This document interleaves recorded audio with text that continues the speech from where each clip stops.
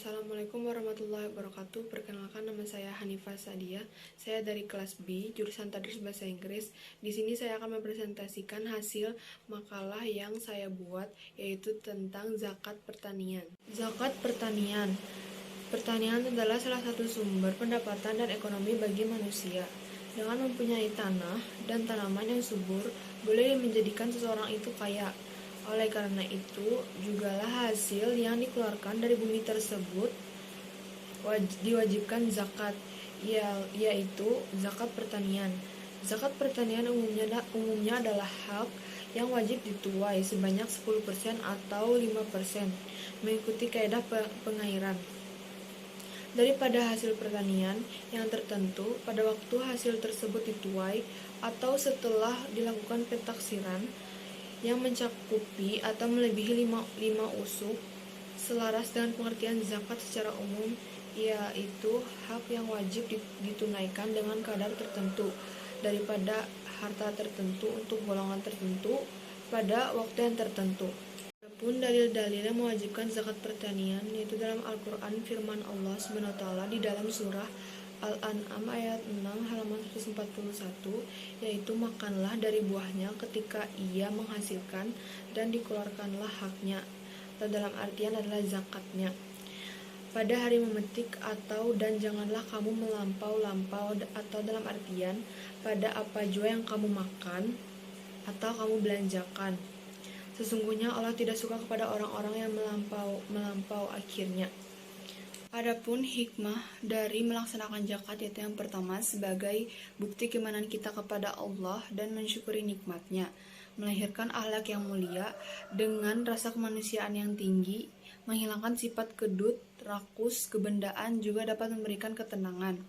Yang kedua, membersihkan dan mengembangkan harta yang dimiliki, karena apabila lahirnya rasa syukur, maka Allah akan menambahkan nikmat ke atas hambanya. Kemudian yang ketiga, merupakan hak orang yang layak menerima zakat, maka hakikatnya zakat berfungsi menolong, membantu, dan membina mereka, terutama fakir miskin, ke arah kehidupan yang lebih baik dan lebih sejahtera. Kemudian, waktu untuk mengeluarkan zakat pertanian yaitu yang pertama, mengeluarkan setiap kali panen. Biasanya masyarakat, khususnya petani bawang, ada yang mengeluarkan zakat dalam 1 kali panen. Kemudian mengeluarkan zakat setelah 2-3 kali panen. Sebagian masyarakat mengeluarkan zakat 2-3 kali panen. Yang ketiga, mengeluarkan zakat pada saat bulan Ramadan. Zakat biasanya dikeluarkan pada bulan Ramadan karena pada bulan Ramadanlah yang ada pengelola zakatnya.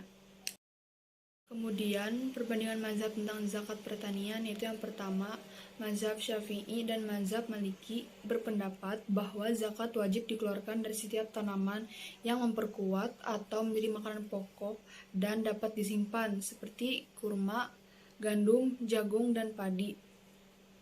Kemudian menurut mazhab Imam Ahmad, zakat wajib dikeluarkan pada setiap tanaman atau buah-buahan atau biji-bijian yang dapat mengering, tahan lama, dan dapat ditakar ataupun ditimbang. Menurut Imam An-Nawawi dalam Al-Majmu' menyertakan bahwa kewajiban zakat pada setiap tanaman yang tumbuh di muka bumi yang menguatkan, dapat disimpan, dan sengaja ditanam oleh manusia. Adapun fatwa kontemporer tentang zakat pertanian yaitu jika jenis tanaman tersebut merupakan 4 jenis tanaman yang disebutkan dalam hadis di atas dan pengelolaannya dengan menggunakan teknologi modern sehingga hasilnya berlipat ganda, maka tetap berlaku ketentuannya, hukum yang disebut oleh Nas Al-Quran dan Al-Sunnah, sebab hanya sistemnya saja yang menggunakan teknologi modern, sedangkan jenisnya tidak berbeda. Oleh karena itu, dimanapun ia ditanam dan apapun sistem dan cara digunakan, ketentuan hukumnya sudah jelas disebutkan oleh hadis, asalkan telah memenuhi syarat-syarat yang telah digariskan. Yang dimaksud dengan syarat-syarat di sini ialah cukup nisabnya, yaitu batas minimal yang dikenakan wajib zakat. Nisab tanaman atau biji-bijian seperti gandum syar'i, anggur, dan kurma adalah 5 wasak. Kemudian yang terakhir adalah kesimpulan. Zakat adalah ibadah yang sangat mengandungi hikmah dan manfaat yang sangat besar dan mulia, sama ada terhadap pemberi zakat maupun penerima zakat, harta yang dizakatkan maupun terhadap masyarakat keseluruhannya. Adapun tujuan pelaksanaan zakat bagi orang yang berzakat adalah agar manusia lebih tinggi nilainya daripada hartanya, sehingga ia menjadi tuannya harta, bukan menjadi budaknya harta.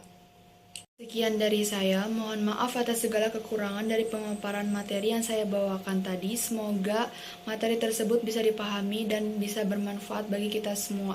Mohon maaf atas segala kekurangannya. Wassalamualaikum warahmatullahi wabarakatuh.